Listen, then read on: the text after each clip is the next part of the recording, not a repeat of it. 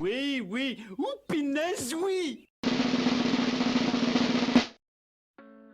Bonjour à toutes et à tous, on se retrouve aujourd'hui pour le premier épisode d'une mini-série un peu spéciale intitulée Les Simpsons et la psychiatrie. Pour traiter ce sujet, je vais utiliser le contenu d'une conférence que j'ai présentée il y a peu à l'Université de Lorraine, donc qui présente en fait chacun des personnages de la série et les pathologies psychiatriques auxquelles on peut essayer de les rattacher.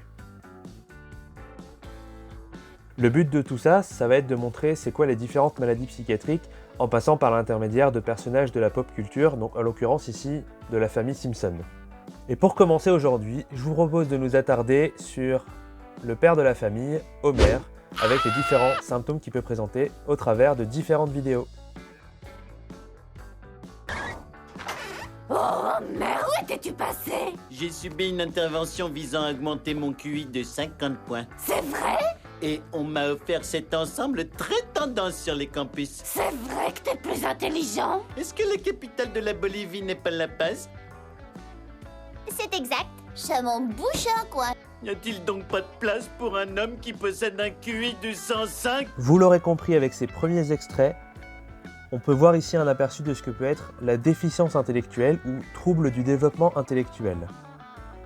Quand on regarde les critères diagnostiques, on peut en voir trois en particulier, donc la présence de déficits au niveau du raisonnement, de la résolution de problèmes, de la planification, du jugement, des apprentissages, mais aussi un déficit de l'adaptation qui va entraîner une incapacité à atteindre l'indépendance et la responsabilité sociale, et encore, en troisième lieu, l'apparition des déficits qui a lieu déjà durant l'enfance.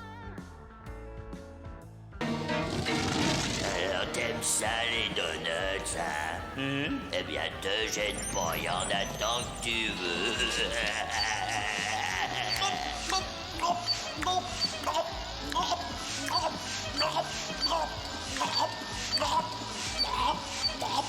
Encore? Entrez voir le gouffre sans fond, la plus cruelle erreur de la nature. Venez pour le monstre, restez pour la noisure. Oh, il est hideux. Il paraît que c'est un gorille qui s'est rasé. Où les Bart au fait? Son dîner va être tout froid et tout mangé. Ces extraits-là nous permettent de regarder un peu ce qu'est le binge eating ou l'hyperphagie. Donc c'est pareil, c'est quelque chose qui va se décomposer en plusieurs critères. Donc on a déjà, pour pouvoir parler de troubles, le fait qu'il y ait plusieurs épisodes, donc plusieurs moments où la personne elle va ingérer de la nourriture de façon très importante et sans contrôle. Ensuite, il faut la présence d'au moins 3 des critères qu'on voit juste ici, donc manger plus rapidement que la normale, manger jusqu'à se sentir inconfortablement repu, manger sans avoir faim ou manger seul par gêne d'être vu manger par les autres ou se sentir dégoûté de soi-même, etc., coupable, etc. Il y a aussi la notion de stress important concernant ces épisodes de binge eating où on mange beaucoup trop et il faut que ça survienne au moins une fois par semaine pendant 3 mois.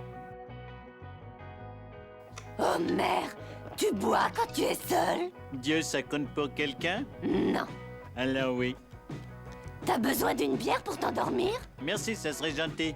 Tu caches des bières dans la maison? Si je l'ai caché. Ça t'arrive de boire pour échapper à la réalité?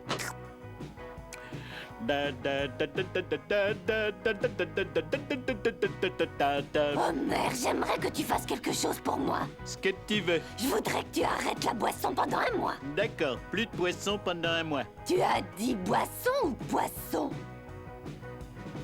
Poisson. Et pour terminer avec notre personnage, on a le trouble de l'usage de l'alcool, pareil, vous l'aurez deviné, durant lequel on va constater en fait un usage problématique de l'alcool avec une altération ou un stress dans plusieurs critères. Donc ça va être boire plus d'alcool que ce qu'on avait prévu avant, il va y avoir une grande partie du temps qui va être consacrée à se procurer de l'alcool ou à se remettre de ses effets, donc des gueules de bois notamment, un craving, donc un fort désir ou un besoin urgent d'en consommer. Ça va aussi résulter le fait de boire souvent en l'incapacité à remplir ses obligations, donc que ce soit au travail, à l'école, à la maison. On va poursuivre la consommation malgré les difficultés que ça implique au niveau social, personnel, familial, etc. Et on va même l'utiliser dans les situations dangereuses. C'est tout pour aujourd'hui, on a fait le tour de ce qu'il y avait à voir. Ce que je vous propose, c'est que très bientôt, on voit ensemble quelles sont les étapes qu'Homer va traverser pour se sortir de sa consommation problématique d'alcool. On revient dessus très vite. D'ici la suite de notre mini-série, restez chez vous, restez dino, et à bientôt. Salut!